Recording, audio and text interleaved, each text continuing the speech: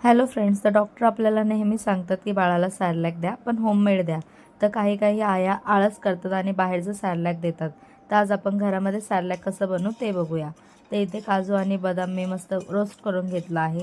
त्यानंतर तांदूळ, मूग डाळ, मसूर डाळ आणि तूर डाळ आहे. बाळाच्या आवडीनुसारच डाळी घेतल्या आहेत. त्या स्वच्छ धुवून घेतलं, सर्व वाळवलं आणि त्यानंतर हे फ्राय केलं आहे, भाजून घेतलं आहे. मग इथे ओवा आणि जिरं ते भाजून घेतलं. मग इथे पिस्ता होता, पिस्ताही भाजून घेतला. सर्व एकत्र केलं आहे. गरम आहे, छान याला थंड होऊ द्यायचं आहे. त्यानंतरच याला मिक्सरमध्ये आपण दळून घ्यायचं आहे. तर हे जास्त जाडही ठेवायचं नाही आणि जास्त पावडरही करायची नाही. मस्त बारीक असं आपल्याला दळून घ्यायचं आहे. मग इथे मी वाटीभर पाणी घेतलं आणि त्यामध्ये सॅरलॅक पावडर टाकली. मस्त हलवलं आणि त्यानंतरच ते गॅसवरती ठेवलं, नाही तर गुठळ्या होतात. त्यानंतर त्यामध्ये बाळाला आवडीनुसार तूपही टाकलं आहे. थोडंसं मीठही टाकायचं आहे.